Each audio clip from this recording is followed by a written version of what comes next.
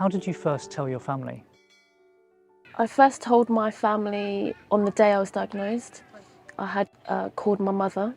She was very devastated being mother. She doesn't want to see her daughter being ill. I told my ex-partner next, and then I told my kids last. And how did they take it?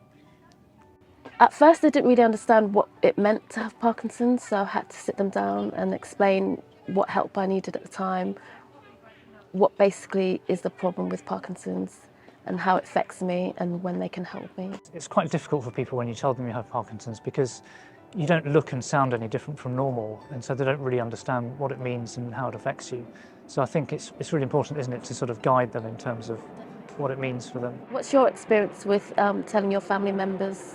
So I told my wife, in fact my wife came to the neurology appointment with me where I got formally diagnosed, so that was sort of straightforward. But the hard one was telling my daughter, and even harder was telling my mother actually, because I think as a parent you never want to know that your child has some sort of serious medical condition. But I told my daughter when she was 13 at the time, and I made the decision to tell her as soon as possible really. And I just picked a Sunday afternoon where she was kind of lazing on the sofa playing on an iPad, and I just said, you know, something you need to know, I've got a medical condition with my brain, it'll get worse over time, it's called Parkinson's. And what was her reaction after you told her?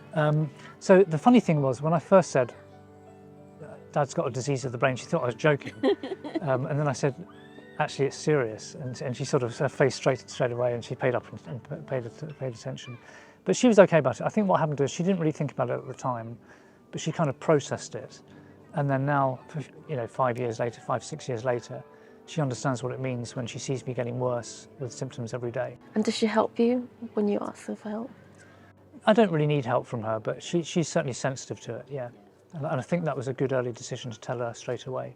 I think for me, it's my mother who had problems accepting my diagnosis.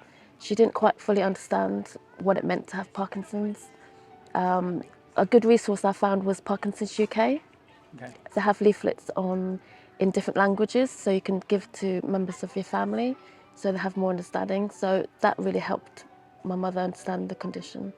And it's one of the challenges when you tell anyone about Parkinson's is they kind of go, they have a bit of a blank look sometimes, don't they? And they say, well, what does that mean? And they kind of know it's a bad thing, but because you look and sound normal, they don't know what to do about it.